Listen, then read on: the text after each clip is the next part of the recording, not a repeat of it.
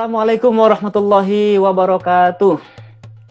Hamdan wassalaman ala Ibrahim amma ba'du. Sobat hit semuanya, mudah-mudahan senantiasa ada dalam lindungan Allah Subhanahu wa taala ya. Alhamdulillah, di sore hari ini, di kesempatan hari ini kita jumpa kembali dalam program Nunggu Beduk. Supaya nunggu beduknya manfaat ya. Enggak cuma sekedar iseng-iseng aja. Seperti biasa kita juga akan sharing, akan dialog, akan mungkin mencerna, mencermati, memahami dan menggali ya dalam setiap kajian keagamaan dan juga mendengarkan curhat atau pertanyaan dari teman-teman kita ya, teman-teman sobat hits semuanya ya. Nah, hari ini kita akan coba dengarkan satu pertanyaan dari sobat hits ya. Kita dengarkan sama-sama, sama-sama ya. Kita disimak. Bismillahirrahmanirrahim. Assalamualaikum Ustadz Najmi, saya Keisha. Jadi saya mau tanya, apa sih hukum puasa bagi seseorang yang meninggalkan sholatnya? Apakah puasanya sah? Terima kasih Ustadz. Assalamualaikum. Alhamdulillah, luar biasa. Terima kasih, terima kasih. Bahagia saya mendapatkan pertanyaan ini. Kenapa? Karena ini sering terjadi. Ya, apalagi yang masih mungkin di perjalanan, ya kan? Yang hari-hari meskipun tidak keluar kota, hanya di kotanya sendiri, mungkin di tengah perjalanan sering terjadi ya. Gimana hukumnya orang yang puasa tapi nggak sholat? Nah ini, nanti untuk mengkaji ini memang kita harus tarik dulu ke belakang asalnya kenapa, dasarnya kenapa dia meninggalkan sholat.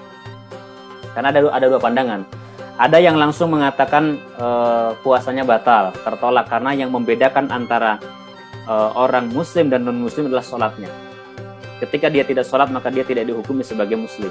Cuman persoalannya kenapa kita meninggalin sholat? Kalau kita meninggalkan sholatnya kalau memang ingkar, benar-benar kita nggak mau sholat, nah berarti karena ingkar itu sudah jelas dihukumi kafir atau dihukumi keluar daripada Islam, maka puasanya batal. Apa yang harus dilakukan? Kita harus syahadat ulang, kita harus taubatan nasuha.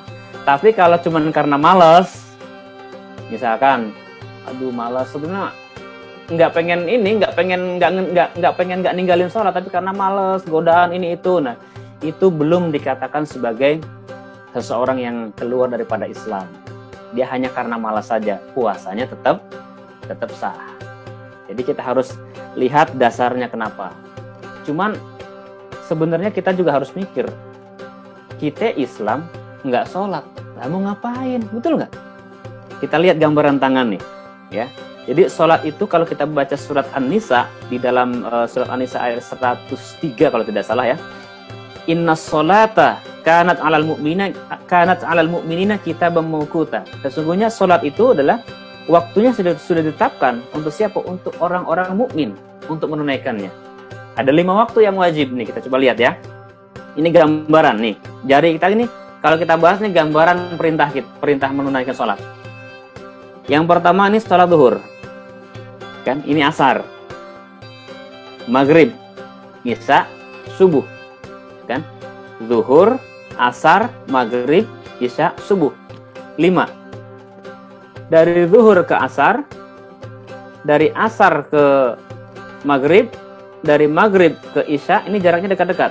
Tapi dari isya ke subuh jaraknya jauh. Ini gambarannya tangan. Coba bisa kita bayangkan kalau tangan ini menggambarkan perintah sholat ya, satu aja nggak kita laksanakan nih, bagaimana? Bisa nggak kita menggenggam sempurna? Islam kita bisa sempurna nggak bisa. Sementara sholat itu sendiri juga merupakan rukun Islam. Makna rukun? Apa makna rukun? Rukun adalah perkara pokok yang tidak boleh ditinggalkan. Ketika meninggalkan rukun batal. Rukun nikah, ada kan rukun-rukun yang nggak terpenuhi, mana bisa kita nikah? Nah ya kan, termasuk juga sholat. Sholat ada rukun-rukunnya, ya kan, termasuk juga Islam. Islam ada rukun-rukunnya. Rukun Islam ada 5. Coba sebutin deh. Sambil kita menunggu maghrib nih. Syahadat, oke. Sholat, zakat, puasa, haji. Nah sholat ini merupakan daripada rukun Islam, termasuk juga dari puasa. Jadi satu kesatuan, kagak boleh ditinggalin.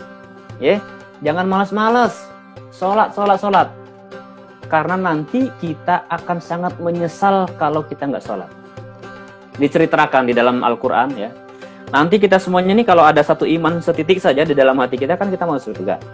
Tapi masuk surganya ada yang cepat, ada yang belakangan. Nah, kita termasuk yang mana nih? Jangan-jangan kita termasuk yang diopyak dulu ya. Dicuci lagi, baru dimasukin surga. Nanti ada kondisi begitu. Bayangin nih, kita sama teman-teman kantor ya, yang biasa canda bareng, mungkin ibadah bareng, segala macam gitu kan. Kita udah mau surga. Atau sebagian teman-teman kita mau surga, ternyata kita belum.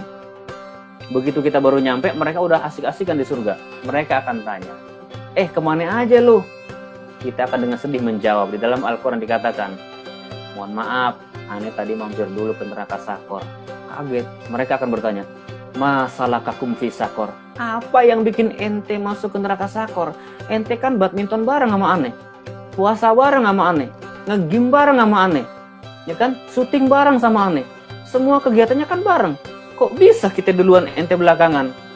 Kita akan menjawab, qalu lam naku minal musallin. Dulu emang kita badminton bareng, main bareng, kerja bareng, tapi pas ente pada sholat, aneh kagak sholat. Kita puasa bareng emang, tapi pas waktunya sholat, ente sholat, aneh kagak sholat. Itu dia. Jadi, teman-teman semuanya, Sobat Hits yang dicintai oleh Allah Subhanahu wa Ta'ala, puasa jangan sampai mengabaikan perintah sholat. Ditegaskan, kesimpulannya adalah, kalau meninggalkan sholatnya karena ingkar kita ya kepada Allah Subhanahu wa Ta'ala, maka kita akan dihukumi kafir, maka batal puasanya. Tapi kalau hanya sekedar karena malas, itu belum masuk kategori murtad, maka tetap sah puasanya. Yang jadi masalah sholatnya. Segera qadha, segera qadha. Kalau kemarin-kemarin ada yang hutang-hutang sholatnya, diqadha. Nggak apa-apa. Misalkan habis sholat isya, Allahu Akbar, setelah assalamualaikum, ingat kemarin ada sholat isya yang bolong. Allahu Akbar, niatnya qadha. Kalau niat saat itu adaan makmuman atau adaan imaman atau adaan lillahi ta'ala, kalau sendiri dibaca dengan qadhaan lillahi ta'ala. Kita lengkapi sholat-sholat yang bolong-bolong kita ya. Sobat Hits semuanya, stay di rumah aja.